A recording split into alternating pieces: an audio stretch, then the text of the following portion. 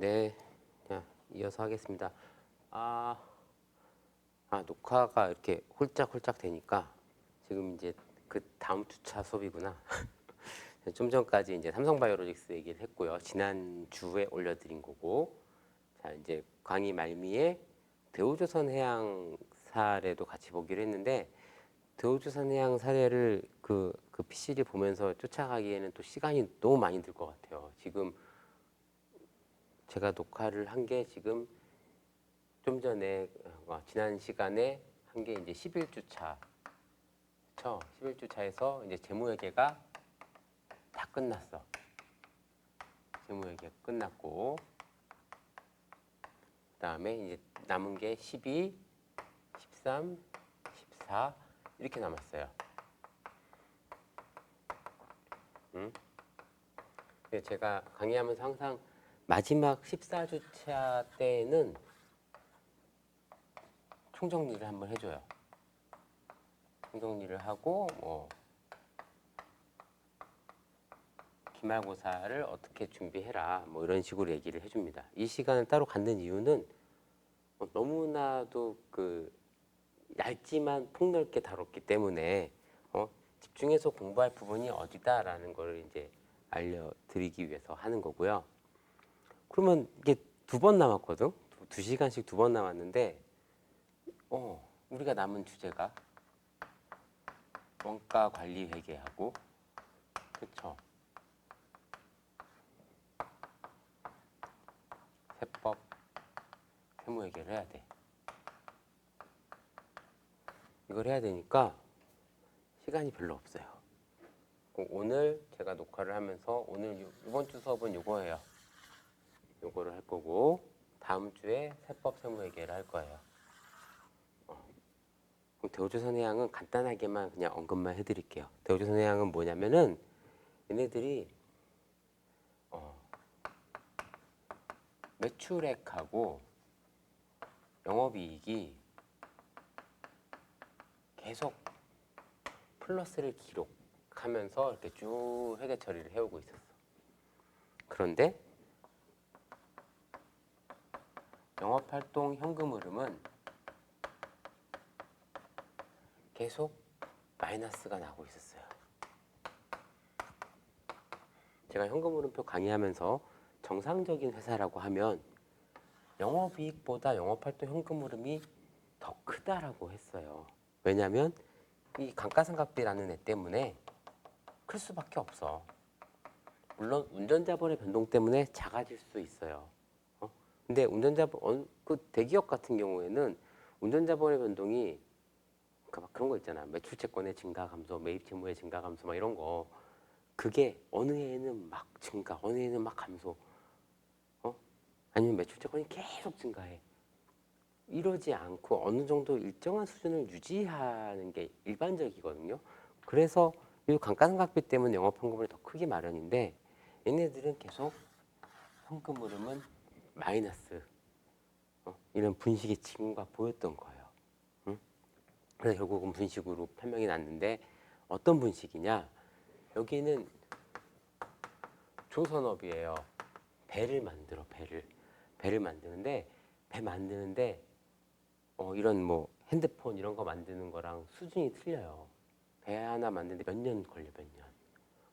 몇 년 동안 만든다고요. 그러면은 선주한테 이제 수주를 받아서 제작을 하고, 그쵸? 그다음에 이제 납품을 하겠죠. 요 과정을 거치는데 요 기간이 엄청 길단 말이야. 그러면 이 회사는 수주하고서 납품할 때까지 열심히 배를 만들어서 납품할 때 돈을 딱 받고 끝나냐? 이게 아니죠. 이렇게 하면 누가 배를 만들어? 그쵸? 못 만들죠. 돈이 있어야 만들지. 응? 요 선박 제작을 발주한 선주가 응? 돈을 줘야지 만들 거 아니에요. 그 얘는 돈을 어떻게 줘? 네가 언제부터 언제까지 만들 거니까 그 기간 동안 나눠서 줄게. 이렇게 한다고요. 그럼 손익에 대한 인식은 다 만들고 납품할 때 수익을 인식한다. 요거는 이제 인도 기준이라고 해요. 일반적인 제품 매출, 상품 매출은 거의 대부분 인도 기준이에요. 고객한테 넘겼을 때 인식해요. 그런데 아파트 공사나 이런 선박이나 항공기를 제조하는 이 매출 과정이 이렇게 긴 거는 이렇게 했다가는 이 회사가 이 수익 활동이 이 배를 만드는 것도 수익 창출 활동이고 돈도 계속 받고 있잖아요. 돈 받을 때 수익 인식이냐? 그건 또 우리 회계랑 안 맞잖아. 회계에서는 이런 경우에 진행 기준을 쓴다. 진행 기준. 진행 기준. 응? 배를 천억짜리 배를 수주를 했다. 응? 천억을 수주를 했다. 그래서 뭐 3년 동안 만든다.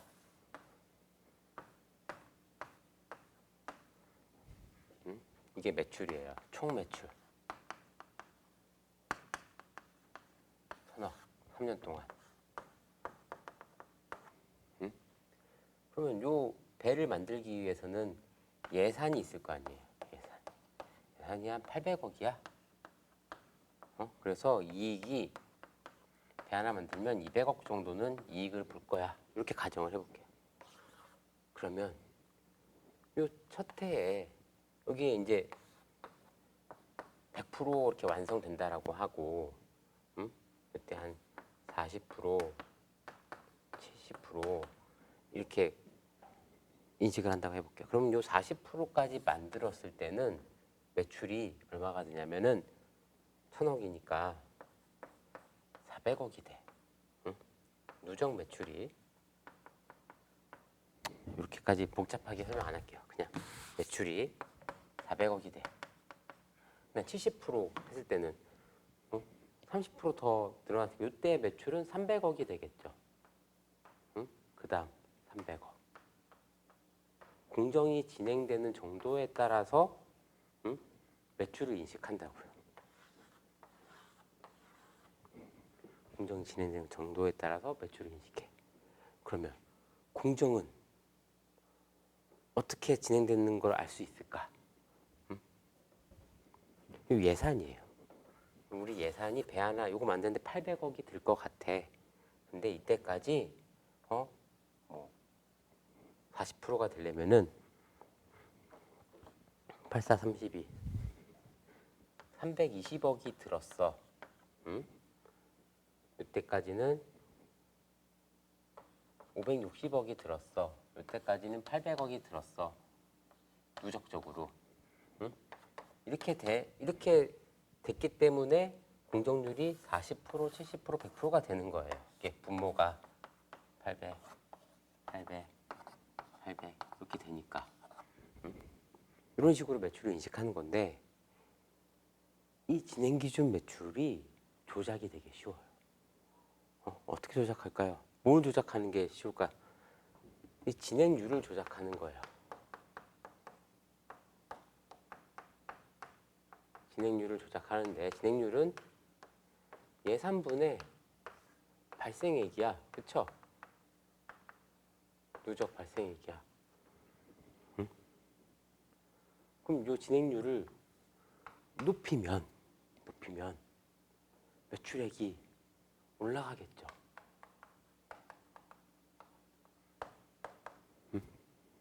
그 진행률을 높이기 위한 방법은 두 가지가 있죠. 얘를 올려 아니면은 얘를 줄여. 뭐가 쉬울 것 같아요? 이게 제일 쉽지. 이거는 그냥 계획이야. 책상에 앉아서 쓸 수 있는 거예요. 이건 실제로 발생한 거 카운트 되잖아요. 한 700억 정도밖에 발생 안 할 것 같다. 뭐 이런 식으로 실제로는 990억이 될 수도 있는 건데 700억이 발생했다. 800억이 뭐 예상된다.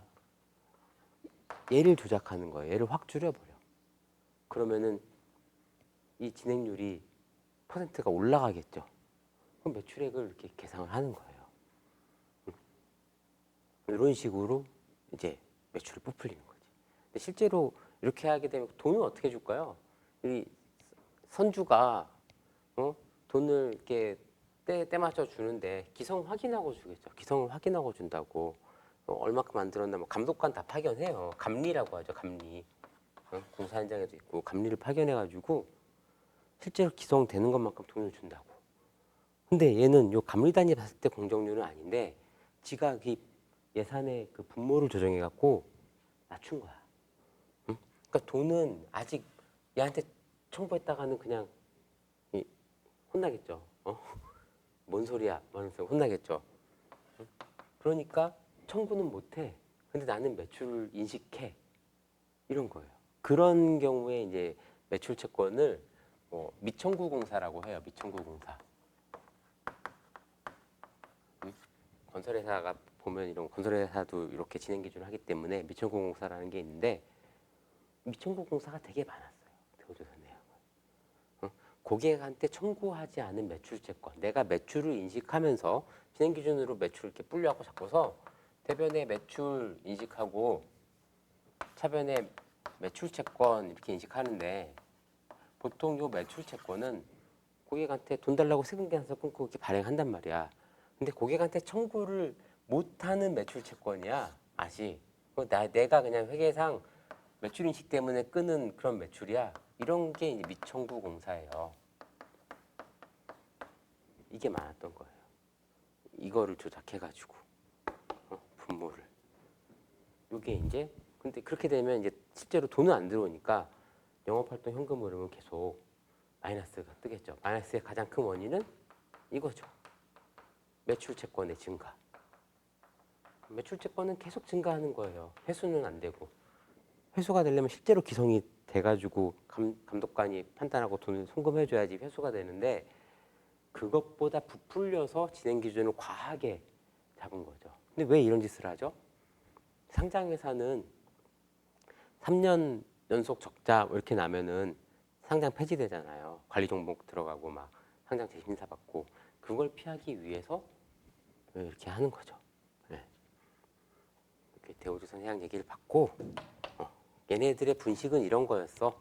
이거는 누가 봐도 분식이라고 이미 결론이 난 거고 그러니까 분식이라고 얘기를 한 거고 삼성바이오로직스는 재판을 해봐야 알죠. 분식인지 아닌지 모르겠어요. 저도 그거는.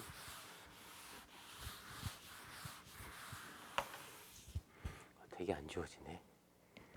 이제 원가 얘기해야 되는데.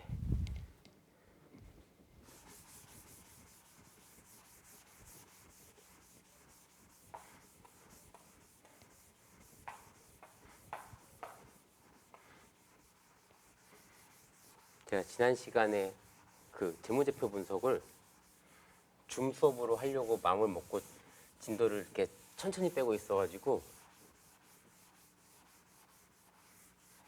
지금 남은 걸 하기가 좀 빠듯해졌어요.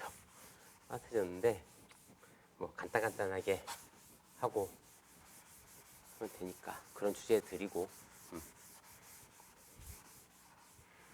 갑자기 마음이 급해졌네. 몇 개 안 남아서.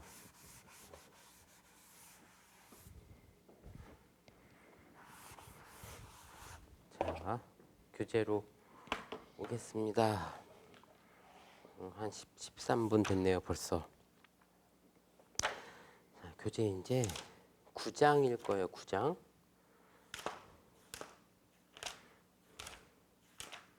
경영을 위한 원가의 이해. 자, 원가와 경영 뭐 이렇게 나와 있는데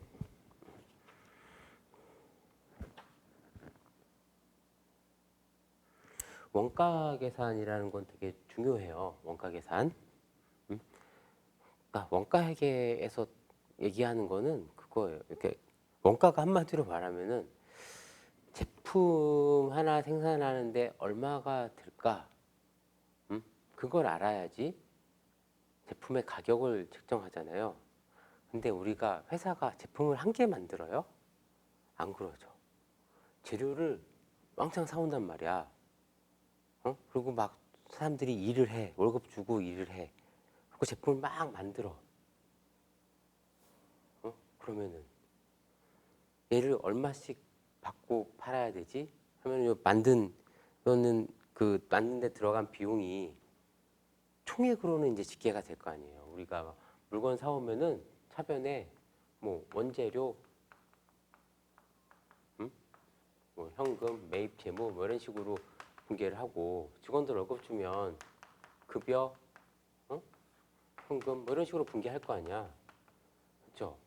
뭐 전기요금 나가도 전기료 내고 돈 내고 이런 분개를 한다고요.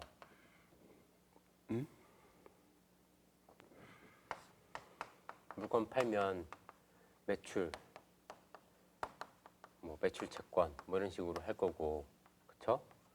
그리고 어쨌든 기말에 한꺼번에 하든 기중에 그때그때마다 하든 매출 원가를 인식하면서 제품을 없애줘야 되는 이런 걸 해야 되는데, 이런 분계들은 그냥 돈이 오고 간 걸 보고 총액으로 이루어져요. 근데 이 매출을 할 때 얼마 받아야 돼? 가격을 얼마 받아야 돼? 내가 손해 안 보고 팔려면 한 개 만들 때 이 매출 원가가, 우리 그동안에 한 거는 기초의 상품 재고 있던 거에서 단기 사온 것들을 다 더하고 기말에 남은 거 빼면 그게 매출 원가입니다, 이렇게 했어요.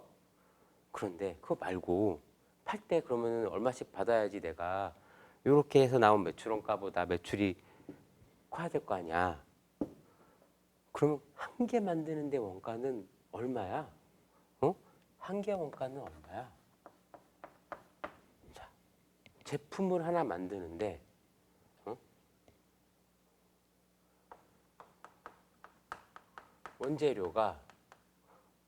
원재료가 뭐 한 가지 재료만 있는 것도 아니에요. 여러 가지 원재료, 뭐 이런 것도 있어. 뭐 부재료, 뭐 이런 것도 있어. 이런 것들을 투입해가지고 생산 공정을 거쳐요. 그 다음에 이제 제품이 만들어지는 거예요. 그 생산 공정에서 들어가는 돈은 직원들 인건비가 들어가요. 노무비, 원가액에서 노무비가 들고 여러 가지 경비들이 발생을 해. 이런 것들 이제 제조 간접비라고 해. 이런 것들 발생을 해. 이렇게 해서 제품이 탄생하는 건데, 그러면은 여기에 들어간 거를 단순히 다 합계한 다음에 제품 원가 총액이 나올 거 아니에요. 총액을 개수로 나누면 그게 개당 원가겠네. 단순하게 생각하면 거기서 출발을 일단 해. 근데 과연 이게 한 개 만드는데 원가가 맞을까 하는 의문이 또 생기겠죠. 왜냐하면 여기 들어가는 비용들은 제품을 안 만들어도 발생하는 비용들도 있어. 그렇죠? 제품을 안 만들어도 발생하는 비용도 있고 만들 때마다 증가하는 비용도 있고 되게 어려운 문제에 직면하게 되는 거예요. 그래서 또 이 재료도 뭐 재료 한 개가 제품 한 개가 되는 게 아니라 10개가 한 개가 제품 하나 만드는데 A 재료가 10개가 필요하고 B 재료가 5개가 필요하고, 그럼 재료 개당 원가를 제품 개당 원가로 또 환산을 해야 되는 문제도 있고 여러 가지 복잡한 문제들이 생기죠. 그렇죠? 그래서 이게 정답은 없어요. 정답은 없고, 우리 회사 제품을 만드는 데는 결국은 얘네들을 어떤 기준으로 제품 하나하나에 뿌려줘야지, 배분을 해줘야지 이게 정확한 원가 계산이 돼서 판매 가격을 적정하게 책정할 수 있겠다라는 게, 얘네들을 어떻게 처리하느냐. 얘는 그나마 상대적으로 쉬워. 개별적으로 매칭이 되니까. 근데 이것도 하다 보면 없어지는 것들도 있어요. 이런 거 이제 뭐 공손, 감손 이런 표현도 써요. 석유화학 제품 같은 경우에는 막 휘발돼서 막 날아가는 것도 있고, 자연적으로 내가 뭐 100리터를 사왔는데 생산 과정에서 자연적으로 증발해서 없어지는 게 막 5리터는 되고 막 이런 게 있을 수도 있잖아요. 그리고 잔뜩 쌓아놓은 모래 뭐 이런 것들 그냥 뭐 동네 애들이 흙장난하다가 가져가 뭐 이런 식으로 없어지는 것들도 있고, 이런 공손률, 감손률도 따져야 되고요. 그렇죠? 그리고 이 인건비하고 경비들이 과연 제품 하나 만드는데 이 사람의 최대 생산 능력을 가지고 해야 되는 게 맞을지, 실제로 일한 거 갖고 해야 되는 게 맞을지, 아니면은 어떤 그런 게 힘드니까 표준적인 한 사람이 뭐 어느 정도 들어가겠구나 하는 걸 미리 정해놓고 그걸로 가는 게 맞을지, 여러 가지 갑론을박하는 여러 가지 원가를 산정하는 게 네가 맞다 내가 맞다 하는 그런 이론들이 막 나와요. 그리고 그런 이론들은 다 모두 설득력이 있어. 근데 경우에 따라서는 안 맞아. 그래서 원가회계에는 다양한 원가 계산 방법을 배우는 거예요. 한 학기 동안 다양한 원가 계산 방법을 배워요. 뭐 전부 원가 계산, 뭐 종합 원가 계산, 표준 원가 계산, 활동 기준 원가 계산, 뭐 여러 가지가 이렇게 막 있어. 이런 것들을 배워. 그리고서 각각 회사에 적합한 거를 실무적으로 갖다 쓰는 거예요. 갖다 쓰는 거. 이게 이제 원가회계. 관리회계는 이거를 이용한 의사결정에 이렇게 했을 때 유리하냐 불리하냐 이런 걸 하는 거예요. 그래서 원가회계는 이런 원가 계산이라는 거를 하고, 이 원가가 결국은 최종적인 이 원가 계산의 최종적인 종착점은 얘예요. 뭐 제품 하나당 원가가 궁금한 이것도 있지만 최종적으로 매출 원가를 얼마로 보고할 거냐, 손익계산서에 이거거든요. 그렇기 때문에 이 원가회계는 그러니까 재무회계의 성격도 같이 갖고 있어요.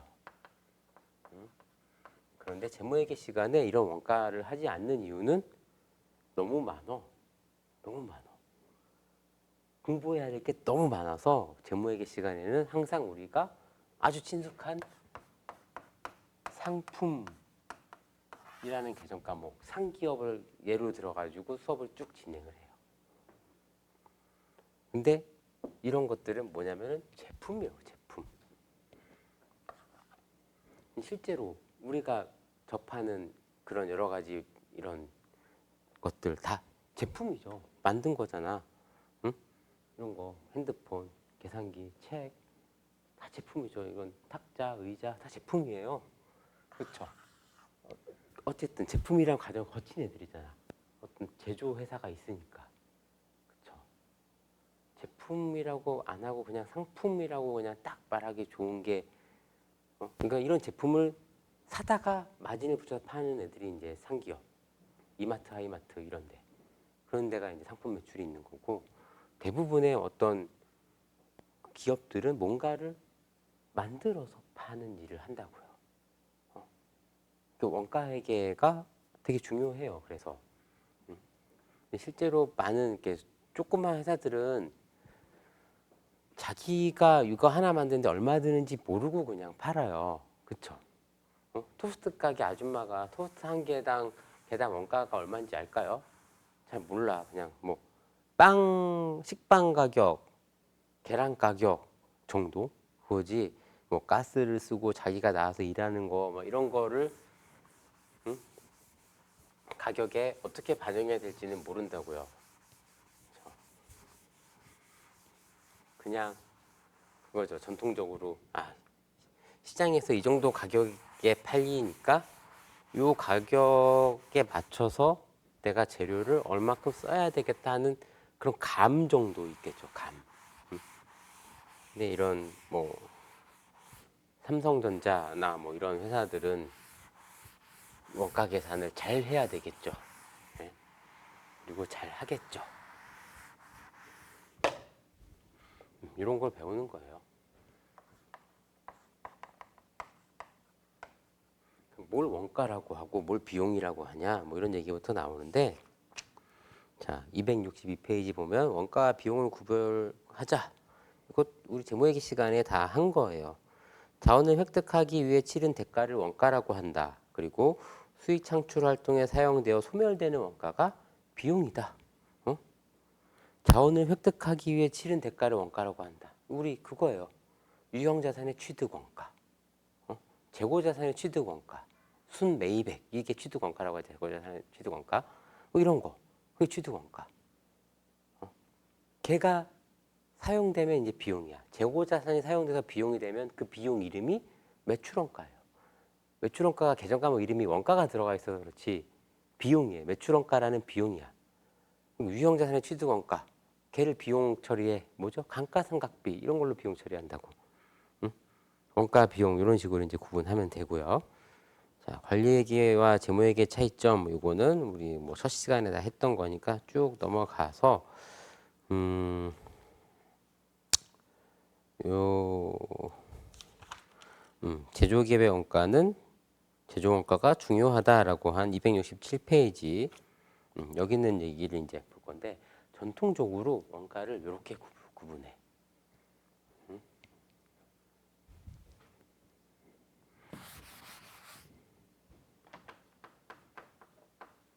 재료비,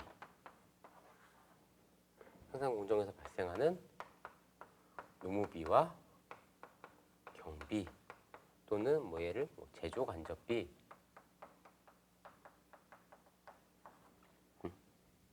이 세 가지로 구분을 합니다. 세 가지로 구분을 하고 우리 상품 매출원가 할 때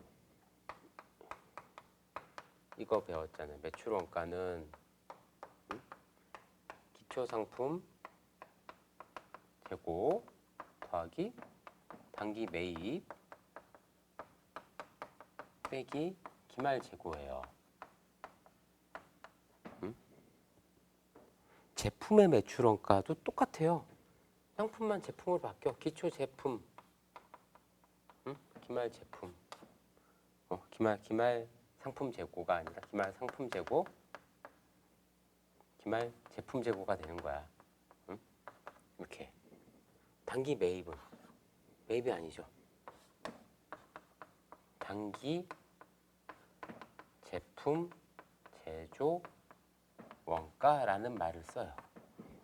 제조업의 제품의 매출원가는 기초 제품 재고액에다가 단기 제품 제조 원가를 더해주고 기말 제품 재고를 빼주면 돼. 상품하고 똑같아. 근데 이제 이 단기 제품 제조 원가가 어떻게 구성되어 있는 거냐? 단기 제품 제조 원가가 요 얘기를 할 거예요. 일단 요 원래 이제 매출원가는 기초 더하기 매입 빼기 기말이다. 이게 결국은 이거잖아요. 제품이든 상품이든 재고자산 계정이 이렇게 있으면 전기에서 이월된 기초재고가 장부에 이렇게 갖고 시작을 하죠. 단기에 발생한 게 상품은 매입, 제품은 제조 이렇게 되겠죠. 발생한 것들이 이렇게 쭉 적히겠죠. 그리고 판매될 때마다 재고자산이 없어지니까 매출원가에 해당하는 게 이게 이제 판매분이죠. 얘가 결국 매출원가가 되는 거고 이렇게 이만큼 잔액 이게 이제 기말 재고로 차기로 이월되는 거죠. 얘가 이제 기말 재고가 되는 거죠. 요 원리대로 가는 거예요. 요 원리대로 가는 거예요. 자, 제조업에는 이게 있어요. 제일 처음에 원재료가 생겨. 이게 만약에 뭐 상품이나 제품이나 뭐 이런 건데 똑같은 논리로 가는 거예요. 재료도 기초에 뭐가 있었고 단기 매입한 게 있어. 그리고 재료는 생산에 투입되는 게 있겠죠. 그리고 기말에 남는 게 있어. 그래서 제조업 재무제표에 재고자산, 재무상태표의 재고자산 쪽에 보면은 원재료 재고도 있어요. 원재료 얼마, 제품 얼마 이렇게 있다고. 얘는 BS 재무상태표로 가는 거야. 얘는 어디로 가지? 생산에 투입된 게 얘가 바로 재료비예요. 재료비. 재료를 뭐 있던 거가 있고 사온 게 있어. 남은 게 얼마 있다라고 하면은 남은 것만큼은 재무상태표로 딱 가는 거고 재고자산으로 사용된 것만큼은 재료비로 집계가 돼요. 재료비. 재료비. 재료비는 그러니까 제품 그 제조 원가 명세서에 이제 나오는 거예요. 그 다음에 막 만드는데 노무비하고 경비가 발생을 해. 그리고서 얘가 이제 제품이 되잖아요. 이 얘기 뭐 재고자산 그 영업 활동할 때 했을 것 같기도 한데 원재료가 결국 제품이 되는데 우리는 결산을 뭐 12월 31일 뭐 이런 보고 기간이 있잖아요. 회계는 보고 기간 말 현재 딱 보면은 만들어져서 뭐 판매되고 판매가 안 되고 남은 뭐 이런 제품 이런 거는 재고가 되는 건데 이 생산 공정에도 만들던 것들이 잔뜩 있단 말이야. 조립 중인 뭐 자동차 뭐 막 이런 게 있어요. 얘네들 이름을 제공품이라고 해요. 제공품. 제공품. 만드는 과정에 있는 애들 제공품. 다 만든 건 제품. 그래서 재무상태표에 제공품도 재고자산이고 제품도 재고자산이고 원재료도 재고자산이에요. 그래서 12월 31일자 재무상태표에 제조업의 재고자산 항목을 보면 원재료가 있고 크게 이제 제공품이 있고 제품이 있어요. 그 밑에 뭐 평가 충당금 뭐 이런 것도 다 있겠지. 이렇게 금액이 있어. 다 재고자산이야. 재고자산. 재고자산이 이렇게 있다고. 그럼 얘네들의 재무상태표 항목은 이런데 손익계산서에는 얘네들은 어떻게 기록되냐면은 남아있는 게 이렇게 있다라고 하면 팔린 게 손익계산서에 매출 원가로 이렇게 나타나거든. 팔린 거는.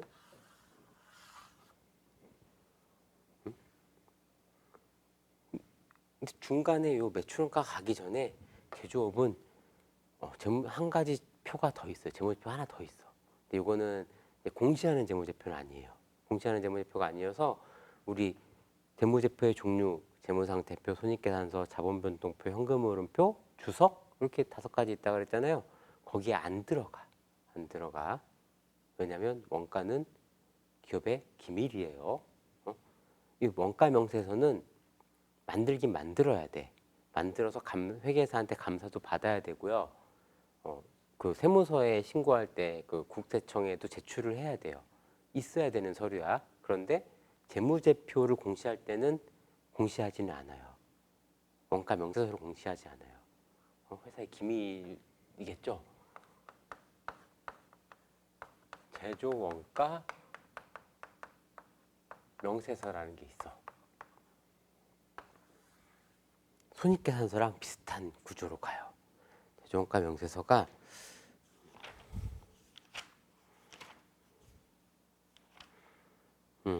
교재는 276페이지에 나와요. 76페이지 나오는데 제일 처음에 재료비부터 시작해. 자, 우리의 생산의 시작은 원재료를 사오는 것부터 시작하잖아요. 원재료를 사오는 것부터. 그 재료비부터 시작을 하는 거예요. 그 재료비를 보면 제조업명세서에 이렇게 생겼어요. 기초 원재료 재고, 단기 원재료 매입, 그리고 기말 원재료 재고 해가지고 이거야. 기초 재고 더하기 단기 매입 빼기 기말 재고. 많이 본 건데 우리 매출원가 공식 그거 똑같죠? 기초 재고에다가 단기 매입해서 기말 재고를 빼. 얘가 매출원가잖아, 상품은. 근데 상품은 사온 다음에 바로 파니까 기초에다 매입을 더해서 기말에 남은 거 빼면 얘 팔렸네? 이거잖아요. 재료는 파는 게 아니죠. 생산에 투입하는 거잖아. 기초 원재료 에다가 내가 이번에 올해 사온 원재료를 더해주고 거기서 기말에 남은 거 뺀 거는 어디로 갔죠? 생산에 투입됐죠. 그거예요. 얘가 재료비가 되는 거야. 이렇게 딱 나오는 게. 기초 원재료 재고에 단기 매입 더해주고 기말 원재료 재고를 빼주면 얘가 재료비라는 원가의 한 항목을 딱 구성을 하는 거예요. 재료비. 그 다음에 제조 경비. 보통 노무비 해가지고 급여, 상여 이런 거 있죠? 급여, 뭐 상여, 퇴직급여. 상여는 급여는 월급이고 상여는 보너스고 퇴직급여는 퇴직금이에요. 그리고 뭐 노무비 성격인 게 뭐 이런 것도 있어요. 복리후생비, 직원들 밥값 뭐 이런 거 있죠. 사람을 쓰는데 들어가는 비용들이 노무비에 집계가 돼. 손익계산서에도 얘네들 받는데 걔네들은 손익계산서에 있는 거는 요 매출원가 밑에 매출 총이익이 있고 그 밑에 판매비와 관리비라는 이제 판관비 항목에 이제 있잖아요. 급여, 상여 막 얘네들 있잖아. 얘네들은 본사 직원의 또는 판매 영업장 직원의 인건비 뭐 이런 거예요. 여기에 집계되는 거는 공장이에요. 공장.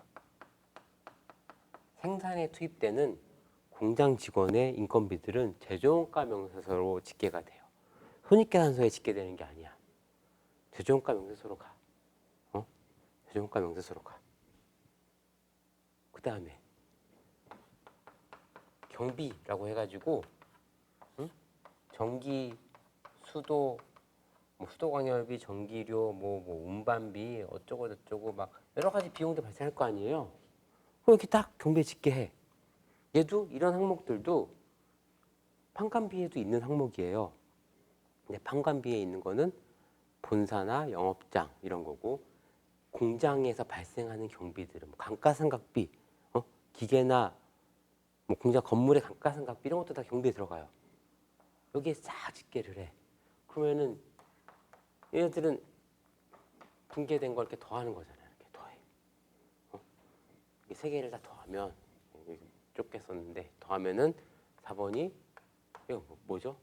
재료비 더하기 노무비 더하기 경비 하면은 얘가 단기 총 제조 원가라고 그래. 얘네들을 다 더한 거를. 단기 총 제조 원가라고 얘기를 해. 이 표가 보여주는 거는 올해 공장에서 발생한 재료비와 노무비와 경비의 총 합계. 얘가 단기 총 제조 원가구나. 이거예요. 올해 단기에 제조 원가 명세서도 뭐 1월 1일부터 12월 31일 기간을 나타내는 표예요. 올해 총 발생한 원가가 이거구나. 그러면 요만큼이 제품의 그 생산 원가로 가느냐? 아니죠.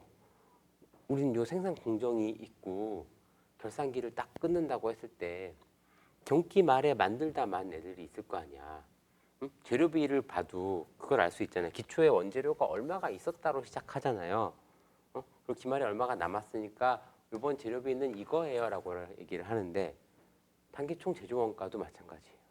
올해 발생한 총 제조원가는 이건데 전기에 만들다 만 게 있어. 기초 제공품 재고가 있어요. 그리고 기말에 만들다 만 게 있어. 기말 제공품 재고가 있어. 단기 총 제조 원가에다가 기초 제공품 재고를 더해주고 기말 제공품 재고를 빼줘요. 이거 많이 본 거죠. 이거랑 똑같은 거야. 기초 더하기 단기 빼기 기말 이거하고 똑같은 거예요. 순서가 이래서 그렇지. 총 제조 원가를 먼저 집계해서 그렇지 기초 더하기 단기 매입 빼기 기말 하는 거랑 같은 논리예요. 기초 제공품이 얼마 있었는데 올해 총 생산에 투입된 원가는 이거야. 재료비, 노무비, 경비 합계는 이거야. 근데 기말에 아직 생산 공정에 남아있는 재고는 이거야. 라고 이렇게 빼줘요. 얘가 바로 단기 제품 제조 원가가 되는 거예요. 응? 단기 제품 제조 원가가 되는 거야. 그래서 이렇게 원재료 원장은 저렇게 생겼고 제공품도 원장이 있겠죠. 제공품 원장의 기초는 이거예요. 제조원가 명세서에는 요 기초. 그러니까 전기말 제조원가 명세서에 남았던 기말. 그게 제공품 원장의 기초로 시작을 해. 그리고 제공품에 쭉 이렇게 여기에 이제 들어오는 게 뭐냐면은 이거야. 단기 총 제조원가야. 단기 총 제조원가. 단기 총 제조원가가 여기에 들어와요. 재료비, 농업비, 경비, 합계가 일로 들어와. 그리고 기말에 남는 게 기말 제공품이 될 거잖아요. 얘가 뭐죠? 얘가 단기 제품 제조 원가야.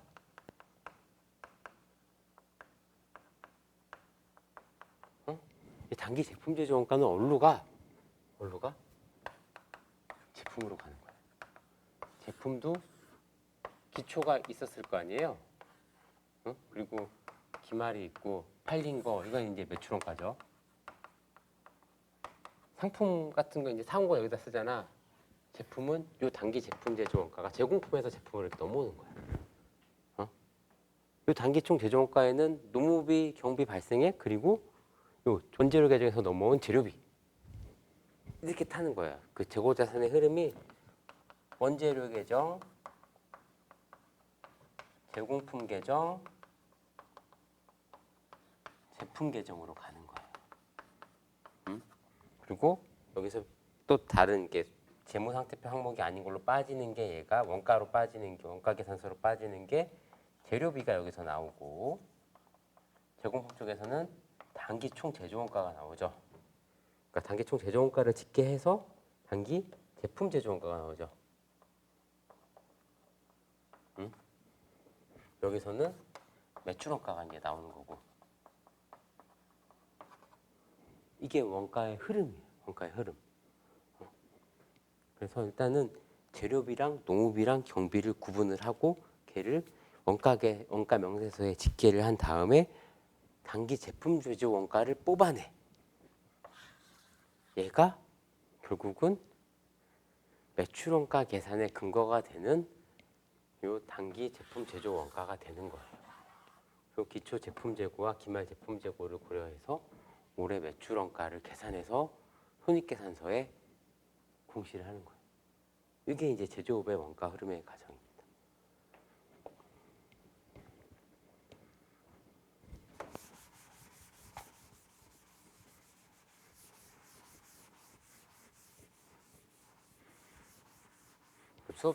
이 수업 시간에 원가 얘기를 다 할 수는 없고요.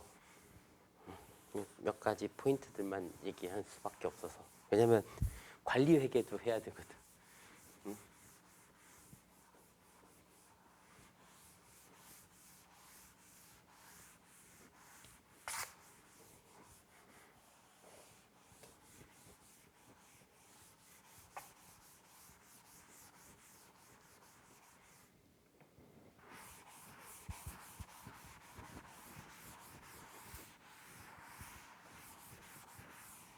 이만큼까지만 지울까?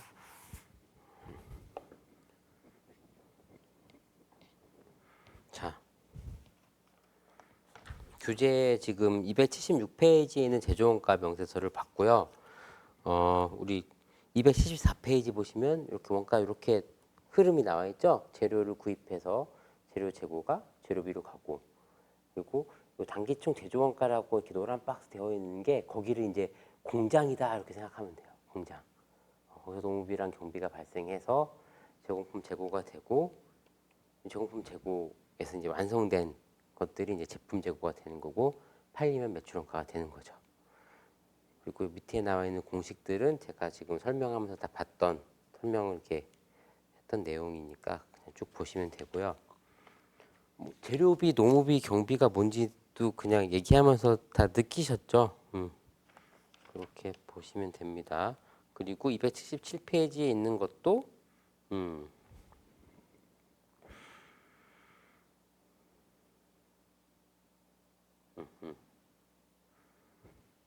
일반적인 우리가 봤던 원가 계산 논리랑 똑같죠. 똑같죠. 이렇게 보시면 되고요.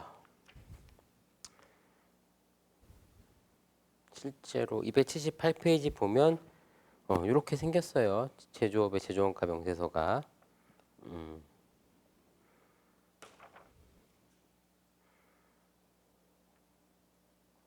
그리고 뭐 용어 같은 것들 뭐 직접 재료비, 직접 노무비, 뭐 간접 노무비 뭐 이런 게 있는데 요거는 이제 뭐냐면 269페이지 요거 설명 한번 해드릴게요. 그 제품하고 그 원가하고 이렇게 다이렉트로 매칭이 되는 그런 원가를 앞에다 직접이라고 해요. 예를 들어 커피하고 원두, 응?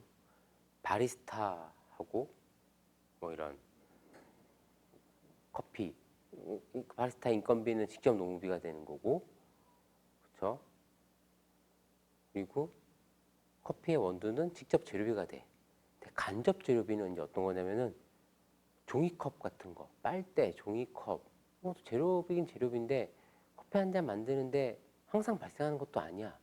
어떤 사람은 텀블러 갖고 오고 어떤 사람은 빨대 필요 없다 그러고 막 그러기도 하잖아요. 그러니까 부재료 같은 느낌? 그런 게 이제 간접 재료비. 간접 노무비는 뭐냐면은 바리스타 커피를 만드는 사람의 인건비는 아니야. 근데 매장 청소하는 분의 인건비야. 매장 청소하는 분의 인건비를 커피 원가로 봐야 되나? 커피를 생산하는 그 생산 부서라고 치면은 거기서 발생한 인건비야. 어쨌든 우리 지금 생각을 공장하고 얘를 커피숍에서 그런데 공장하고 본사하고 나눈다고 보면은 본사는 뭐 직원들 급여가 다 판관비인데 공장에 있는 건 일단 원가로 가거든요. 공장에서 아시겠습니까? 근데 공장에서도 이 제조 활동에 직접 관여하지 않는 사람의 인건비가 있어. 약간 경비성 같은 그런 인건비지. 그런 것들이 이제 간접자를 붙이는 거예요. 간접 노무비가 되는 거고 제조 나머지 경비를 제조 간접비라고도 한다 그러는데 얘는 간접비예요. 직접적인 그 대응이 되게 어렵죠. 간접적인 거죠. 예를 들어 커피 한 잔 만드는데 뭐 전력이 몇 와트가 소모되고 막 이런 식으로 못 하잖아요. 그렇죠? 여기에 전기가 얼마가 쓰인 거야. 이렇게 못 하잖아. 전기료, 뭐 수도요금, 뭐 통신, 전화비, 인터넷 사용료 막 이런 것들은 간접적인 경비야. 그런 거를 이제 제조 간접비라고 해요. 아까 경비로 짓게 했던 그런 애들. 그러면 이제 원가 계산이 뭐 때문에 어렵냐면 이 간접비를 제품에 배부하는 논리 이것 때문에 어려운 거예요. 간접비를 제품에 배부하는 논리 그런 거.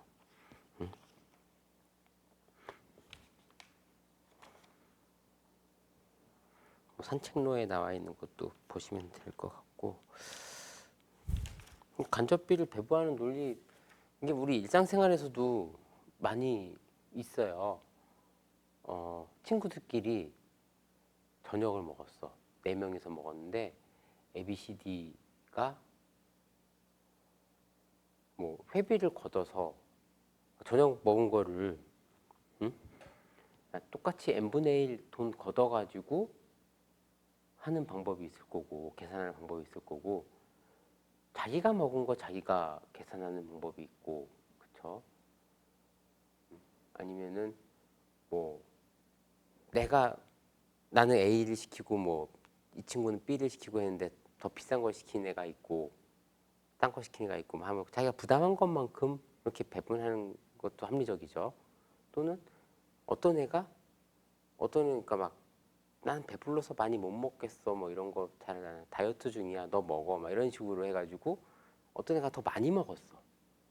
그러면 얘는 자기가 시킨 거 말고 자기가 남의 거 먹은 것까지 계산을 시키는 그런 방법도 있겠죠.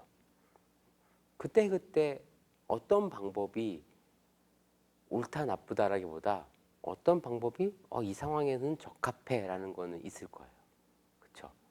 원가 배부도 똑같은 거예요.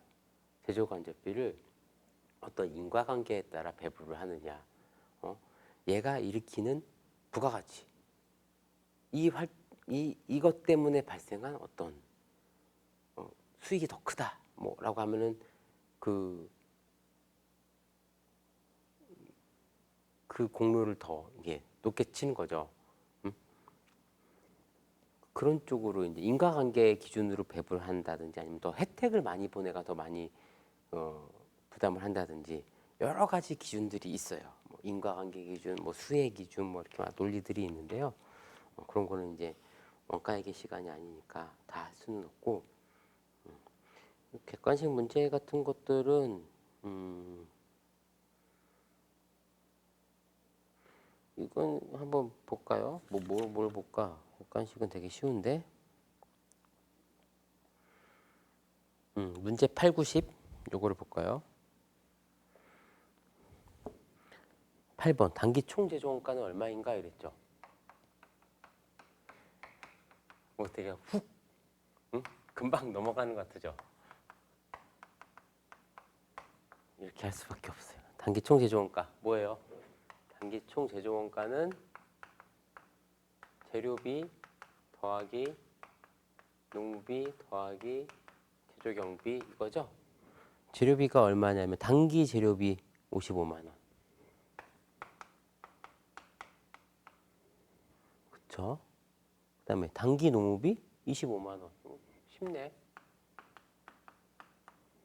경비. 단기 제조 경비 30만 원. 더 하면 돼요. 응? 550 더하기 250 더하기 300 하면 110만 원.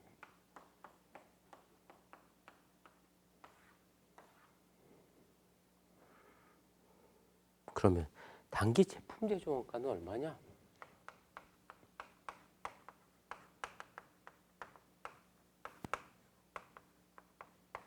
이건 얼마야? 이거죠. 기초 제공품, 그쵸? 더하기 단기 총 제조 원가 빼기 기말 제공품이죠. 이런 자료들이 이제 문제에 있을 거야. 기초 제공품 보면은 10만 원. 단기 총 제조 원가는 여기서 계산했죠. 110. 기말 제공품은 13만 5천 원. 하면은 단기 제품 제조 원가 나오겠죠. 110만 원에다가 10만 원 더하고 빼기 13만 5천 원 해주면은 1065000 나오네. 106만 5천 원. 그 다음 물어본 건 뭐죠? 총 판매 가능 제품 원가는 얼마인가? 이거 뭐 생각나는 거 없어요? 판매 가능 제품 원가. 우리 영업활동 뭐 이런 거 할 때 재고자산 배울 때 기초 상품 재고액에다가 단기 상품 매입액을 더하면 그게 판매 가능 재고라고 했고 걔는 결국 매출 원가와 기말 재고로 나눠진다고 했잖아요. 그 얘기예요. 판매 가능 제품 원가 뭐죠? 기초 제품 재고. 그렇죠? 더하기 단기 뭐예요? 총 제조 원가예요? 제품 제조 원가예요. 이거죠. 단기 제품 제조 원가. 얘가 판매 가능 재고야. 판매 가능 제품 원가. 여기서 기말 제품 재고를 빼주면 이제 매출 원가가 되는 거죠. 이렇게 해주면 지금 단기 제품 제조 원가는 구해놨죠. 이 숫자로. 기초 제품 재고가 문제 보기에 보면은 7만 원이 있었네. 그럼 판매 가능 재고는 얼마냐면은 더하면 되죠. 1135 113만 5천 원. 이렇게 나오는 거고. 그래서 매출원가 계산해 볼까요? 문제는 없지만 계산할 수 있죠.